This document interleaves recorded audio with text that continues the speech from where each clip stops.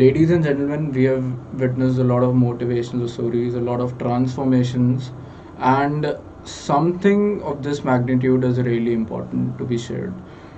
Akash has managed to achieve this physique in an year, going from this to what he looks like right now, and that too in lockdown, where all the gyms were closed, no physical, without any physical contact, and I mean, without any real time external help.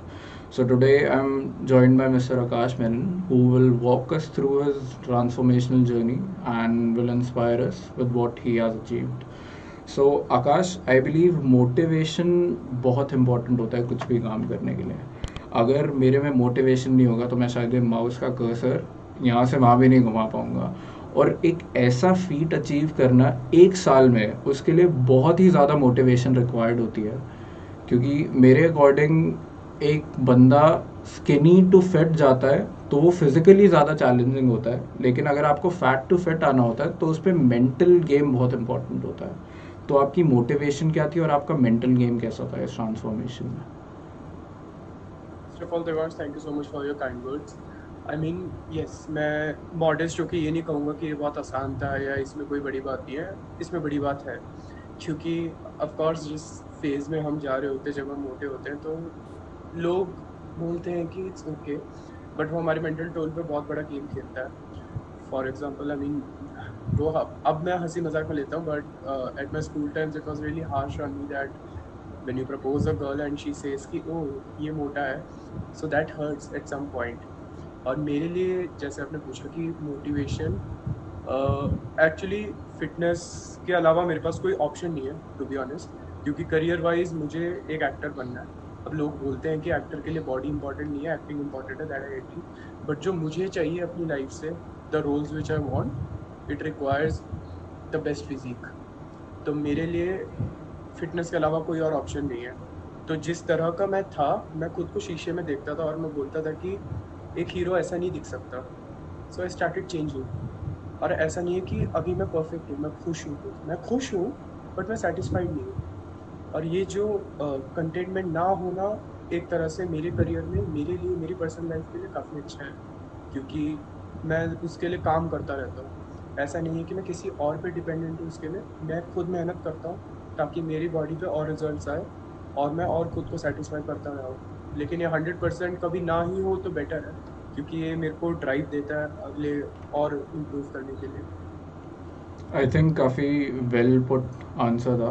और अपने आप में एक change लाना और उस हिसाब से सोचना ही बहुत मोटिवेटिंग होता होगा. बात करते हैं फिज़िकल फिटनेस की.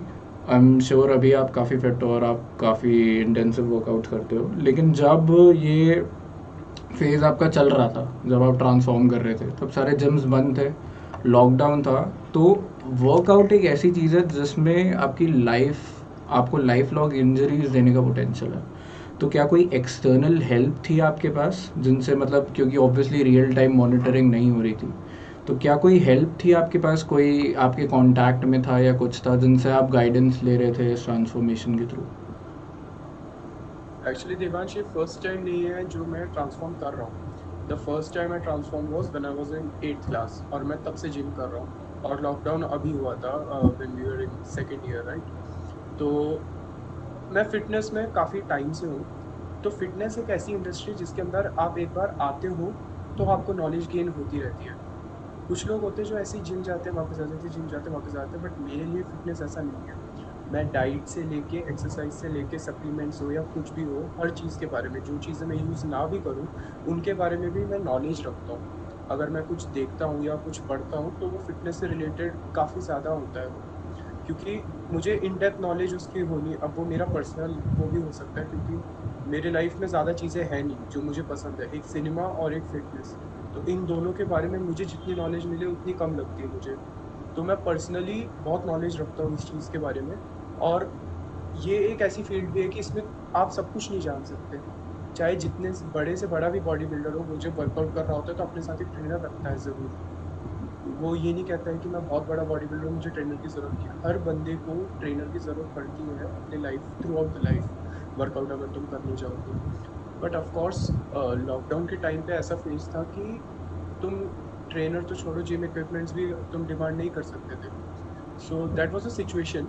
तो उस टाइम पे जो मैंने यूज़ किया या जो मैंने ट्राई किया वो ये था कि मैं एकदम रिप्ड फिजिक या जो मेरे को मेरा जो मोटिव है या जो मेरा गोल है मैं वो अचीव नहीं कर सकता उस टाइम पे। तो मेरा मेन मोटिव यही था कि मैं फिट रहूँ, मैं वापस उस स्टेज में ना चला जाऊँ जहाँ से मैंने शुरू किया था 8th क्लास में। तो उस टाइम पे मेन जो चीज़ है जो मैं जिन लोगों को फॉलो करता हूँ वो लोग बोलते हैं कि ये एक ट्राइपॉड की तरह होता है कि फूड, स्लीप और एक्सरसाइज, ये तीनों जब एक साथ होगा तो ही ये ट्राइपॉड खड़ा हो सकता है। उसमें से अगर कुछ भी वीक हुआ तो वो गिर जाएगा। तो ये 3 चीज़ें मेन रखनी थी। डाइट ऑब्वियसली हम घर पे हैं, घर का खाना बिल्कुल भी मुश्किल नहीं होता किसी भी बंदे के लिए। एक्सरसाइज करना, बॉडी वेट एक्सरसाइजेस होते हैं जिसमें इंजरी के बहुत कम चांसेस हैं as compare to weight lifting. But of course गलत फॉर्म में करोगे तो चलने में भी रिस्क है। और थर्ड, स्लीप, उसको कोई रिप्लेस नहीं कर सकता है। अगर तुम एक्सरसाइज कर रहे हो तो तुम्हें रिकवरी बहुत ज़्यादा ज़रूरी है। तो इन सब चीज़ों के नॉलेज से मैं थ्रू आउट लॉकडाउन मैं खुद को फिट रख सका। हाँ, ये सच है कि मैं अपनी बॉडी नहीं बना पा रहा था उस टाइम पे जैसी मेरे को चाहिए, बट वो मेरे को ऐसी चीज़ थी जो मुझे एक्सेप्ट करनी थी कि वो शायद कुछ महीने में, कुछ साल में जब भी जिम खुलेगा बन जाएगा। ये एक ऐसा सिचुएशन है जो हम में से किसी ने भी नहीं सोचा था। तो इस टाइम पे जो हमारे हाथ में, जो हमारे लिए बेस्ट है, हम वही कर सकते हैं। तो मेरा एम यही था कि मैं फिट रहूँ। और मेरे ख्याल से हर आदमी के लाइफ में, अब सबको मेरे जैसा एम नहीं है सबका, सबको एक्टर नहीं बनना। तो ऑब्वियसली सबको ऐसी बॉडी बिल्डिंग वाली बॉडी नहीं चाहिए होगी या ऐसे रिप फिजिक नहीं चाहिए होगी। लोगों का एम होता है हेल्दी रहना, जो कि बिल्कुल पॉसिबल है घर पे रह के, चाहे लॉकडाउन हो या ना हो। अगर बंदा सुबह भी या शाम को कभी भी वो अपना 1 घंटा अगर साइड में रख सके तो वर्कआउट वाला फेज उसका ख़त्म हो जाएगा और वो फिजिकली फिट रह सकता है, जो कि बहुत ही ज़्यादा इम्पॉर्टेंट है। और स्लीप और फूड तो ऐसी चीज़ है जो आपका लाइफस्टाइल होना चाहिए। वो सिर्फ 1 या 2 या 3 महीने के ट्रांसफॉर्मेशन के लिए नहीं होना चाहिए। वो आपका थ्रू आउट द लाइफस्टाइल आपको क्लीन रहना चाहिए, ऐसा मुझे लगता है। आई थिंक बहुत ही अच्छी सोच है ये, और बहुत ही अच्छे से आपने फ्रेम किया आंसर को। आपने अभी डिस्कस किया कि आपको एक्टर बनना है, तो मैं आपसे आपके गोल्स के बारे में पूछना चाहता हूँ। एक तो हो गया एक्टिंग, एक फिटनेस रिलेटेड गोल्स, क्योंकि जनरली स्पीकिंग दो टाइप के लोग घुसते हैं। एक जिनको इन्फ्लुएंसर या एक्टर बनना होता है, और एक होते हैं जिनको या तो पावर लिफ्टिंग साइड जाना होता है या बॉडी बिल्डिंग साइड जाना होता है। और फिर एक मतलब अगर आप एक हॉबी टाइप का ही लो तो वो अलग जॉनरा में चला जाता है। तो या एथलेटिक मोटिवेशन होता है या फिर उनको इन्फ्लुएंसिंग में जाना होता है। तो आपका एक मोटिव इन्फ्लुएंसिंग वाला हो गया।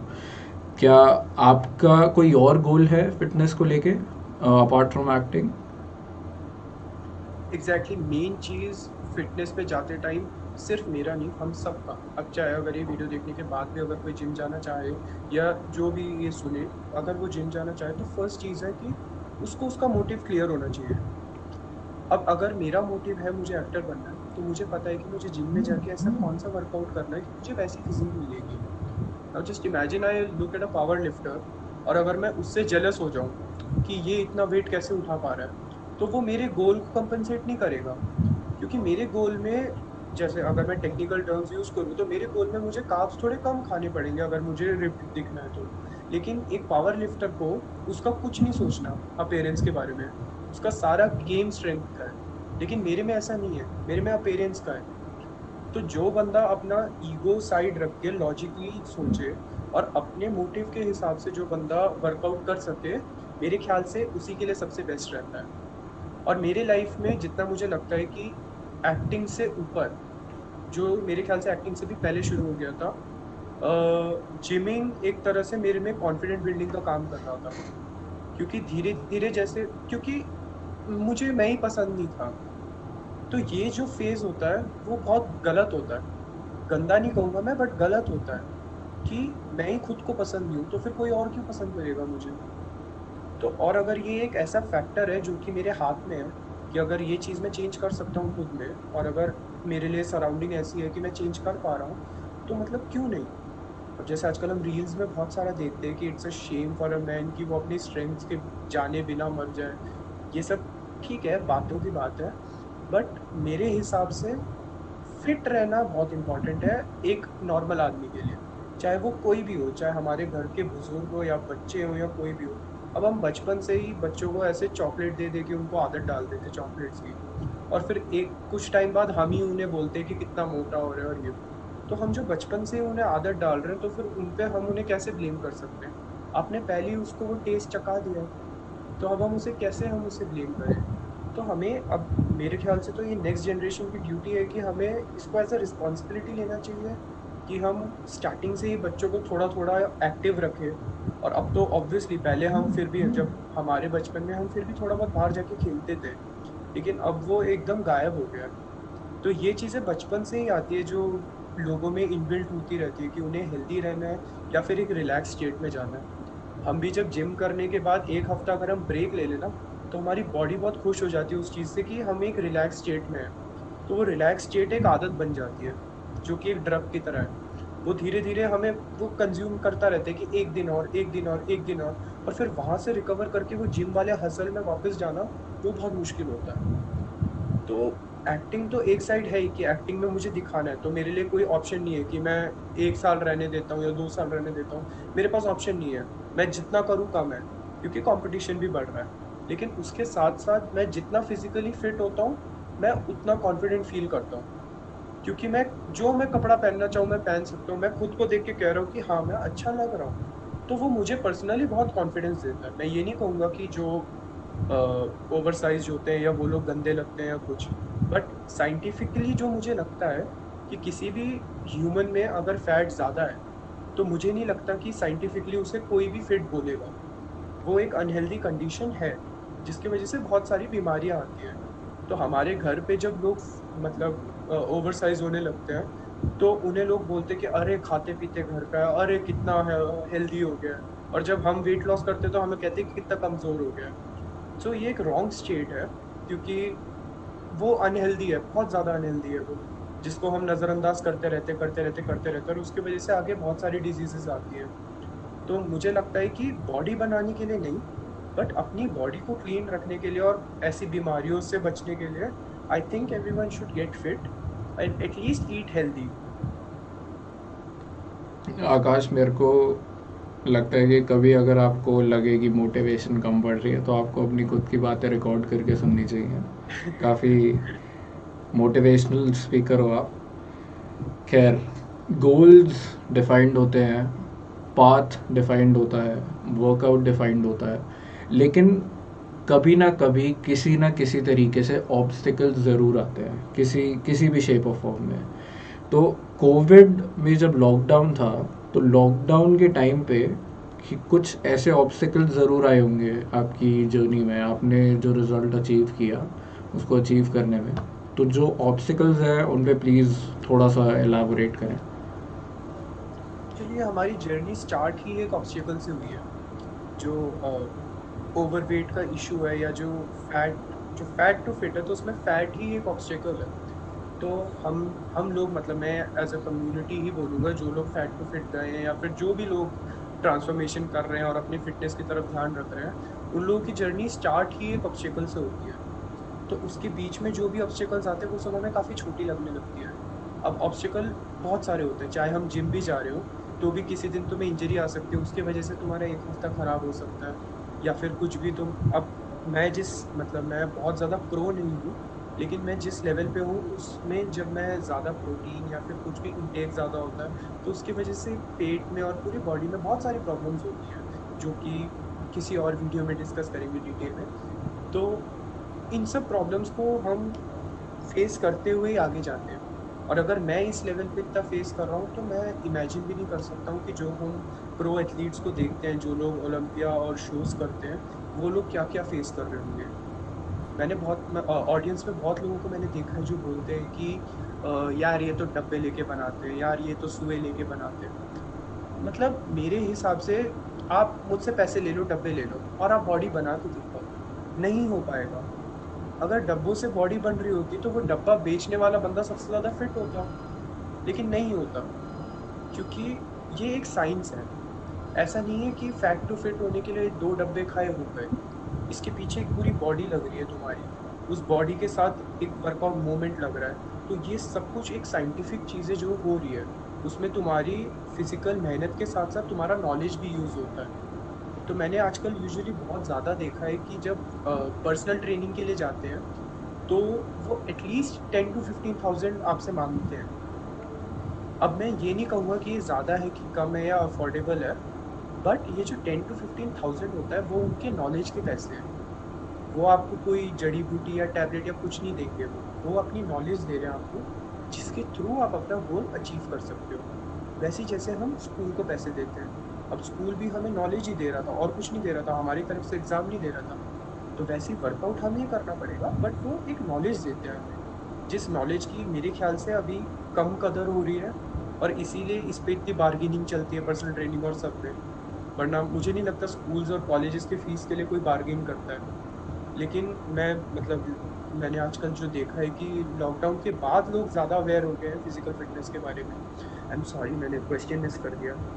कोई बात ऑब्स्टेकल्स। नहीं, हाँ। सही, ऑब्स्टेकल्स ना। जब तक मोटिवेशनल बात हो रही है तब तक चलता है, कोई हाँ, कोई दिक्कत नहीं है। तो ऑब्स्टेकल लॉकडाउन के टाइम पे जो आया था, मेन ये था जो मैंने आपको थोड़ी देर पहले बताया, कि ये जो आलस वाला एक ड्रग आ जाता है ना, जब आप पूरे दिन इस घर के एनवायरनमेंट में हो और आपको बाहर दिख रहा है कि पूरी दुनिया बंद है, तो वो एक सुस्ती आती है। तो और घर के एनवायरनमेंट में वर्कआउट करना पर्सनली मेरे लिए बहुत मुश्किल होता है। मैं इसीलिए जिम जाता हूँ, क्योंकि मेरे हिसाब से जो चीज़ जहाँ करनी चाहिए वही अच्छी लगती है। अगर मैं घर पे रिकवरी लेता हूँ, घर पे मैं रेस्ट करता हूँ, तो घर उसकी जगह है। और मैं जिम इसीलिए जाता हूँ क्योंकि वो वर्कआउट करने की जगह है। मैं अगर दिमाग आप कभी भी आओगे तो मैं आपको जिम में फ़ोन यूज़ करता हुआ नहीं दिखूंगा। मैं बस एक बार लिया, रखा, और उसके बाद वर्कआउट के बाद फ़ोन उठाया, वापस आया।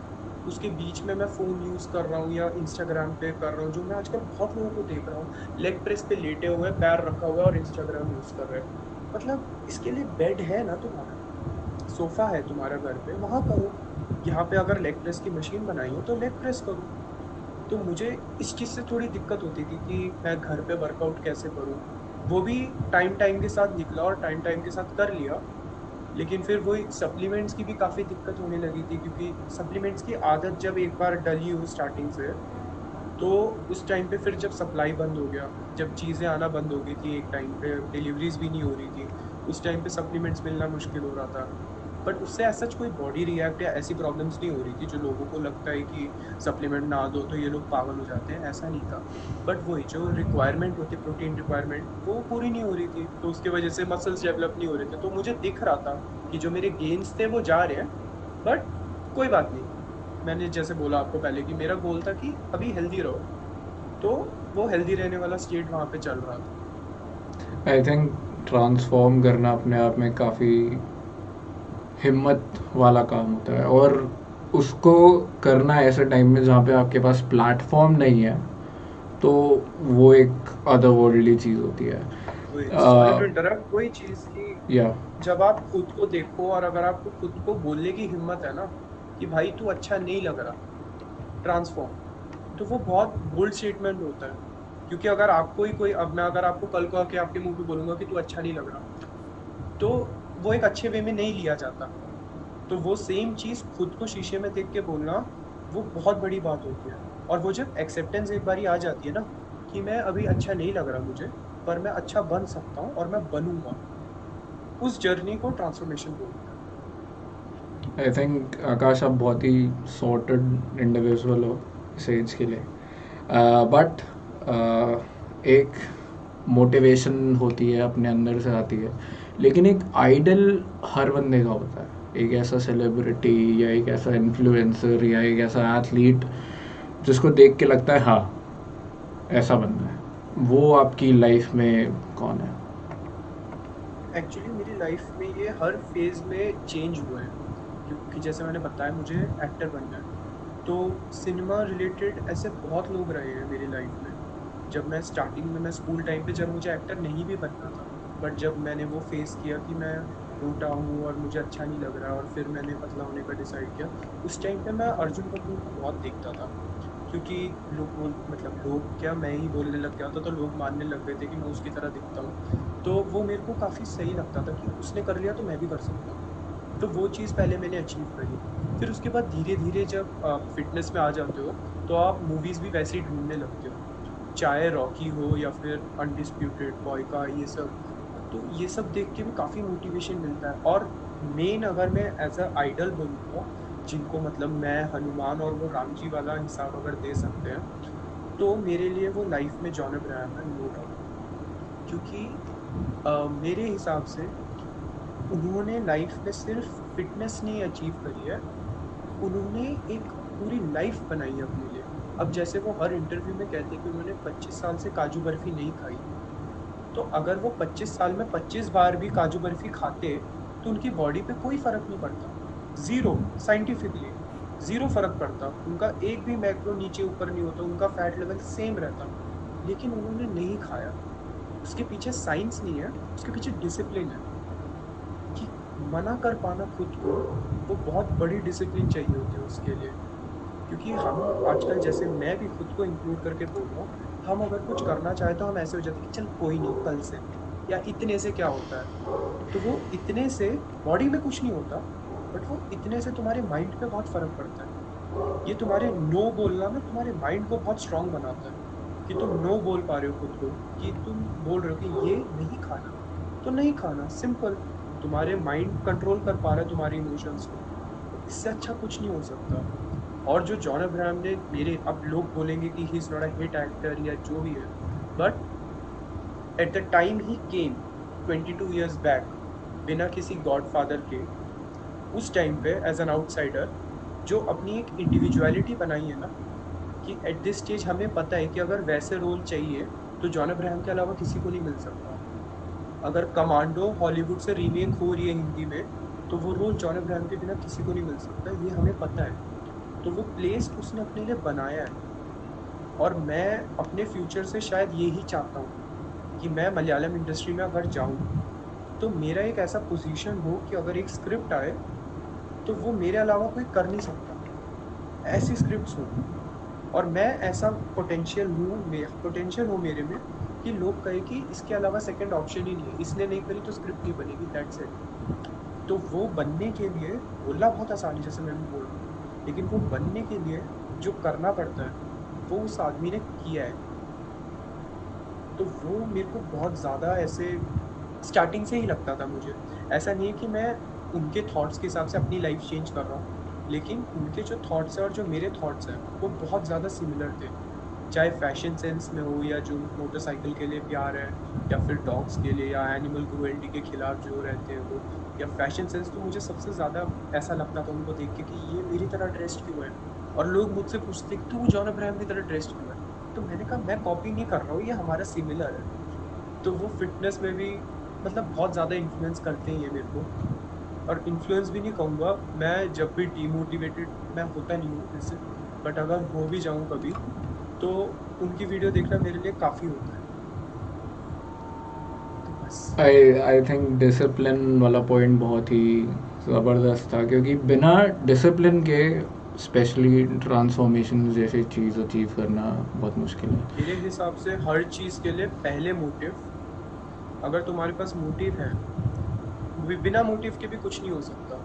अगर मैं ऐसे ही चला जाऊँ ना, मुझे पतला होना है, कोई पूछे क्यों होना है, पता नहीं यार, ऐसे तो नहीं हो पाएगा। पहली चीज़ है मोटिव।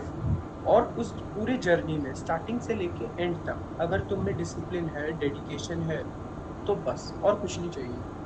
शुरू करने के लिए मोटिव, और through out the journey dedication और डिसिप्लिन, बस कोई भी कर सकता है। आई थिंक आपका हार्ट और आपका माइंड एक जगह होना बहुत इम्पोर्टेंट है. बिल्कुल। इसी के साथ मैं फाइनल क्वेश्चन आपसे पूछना चाहूँगा, जो आई थिंक सबसे इम्पोर्टेंट क्वेश्चन है इस इंटरव्यू का. कोई ऐसा बंदा जो ये इंटरव्यू देख रहा है और जिसको खुद ट्रांसफॉर्म होना है, तो कोई एक ऐसी टिप या कोई एक ऐसा मैसेज जो आप उनको मतलब जो आप देना चाहो, जो उनकी जर्नी में कैटलिस्ट का रोल निभाएगा, वो क्या होना चाहिए? सम मैसेज टू अगर मोटिवेट द उस यूथ. या अगर उस बंदे ने या बंदी ने डिसाइड कर लिया है कि they want to transform, they are a warrior. मैं वन ऑफ माई कजन्स, मैं उन्हें पर्सनल ट्रेनिंग दे रहा था, सो शी वॉज लाइक कि I am a loser, who will talk to me. मैंने कहा if you are going to gym और अगर आपने डिसीजन लिया है कि मुझे ट्रांसफॉर्म होना है, तो आप लूज़र नहीं हो सकते। आप ऑलरेडी बहुत लोगों से आगे हो, क्योंकि घर पे लेटना बहुत आसान है, लेकिन आपने वो स्टेप लिया कि आप घर से उठ के जिम तक गए और आप कुछ शुरू कर रहे हो, तो you are not a loser. तो अगर आपने थॉट आ गया है आपके माइंड में कि मुझे ट्रांसफॉर्म होना है, तो यू आर अ वॉरियर। अब तुम्हारा काम है कि उस वॉरियर मेंटालिटी को, उस वॉरियर लाइफस्टाइल को आगे कैसे लेके जाना है। मुझे नहीं लगता कि कोई भी एक वॉरियर ऐसा होगा कि आज रहने देते हैं यार, या फिर चलो ये कर लेते हैं, या अपने माइंड से डिस्ट्रैक्ट होके कहीं और जाए, तो वो वॉरियर नहीं होगा। तो जब तुम पहले स्टेप में वॉरियर बन चुके हो, तो तुम्हें थ्रू आउट द जर्नी एक वॉरियर लाइफस्टाइल से जीना है, एक वॉरियर मेंटालिटी से जीना है, कि तुम्हें जीतना है। तुमसे किसी ने नहीं बोला ट्रांसफॉर्म करने के लिए, तुमने बोला कि तुम करोगे। तुम्हारी बॉडी है, कौन मेहनत करेगा? तुम मेहनत करोगे। और मुझे नहीं समझ आता कि अगर तुम 2 घंटे जिम में वर्कआउट कर रहे हो, तो जिम से वापस आके तुम उल्टा सीधा कैसे खा सकते हो? क्योंकि वो उल्टा सीधा खाने से तुम अपने ही वो 2 घंटे की जो मेहनत है तुम्हारी, वो तुम खराब कर रहे हो। अब कौन चाहेगा कि 2 घंटे मेहनत करने के बाद वो 2 मिनट के टेस्ट के लिए खराब हो जाए?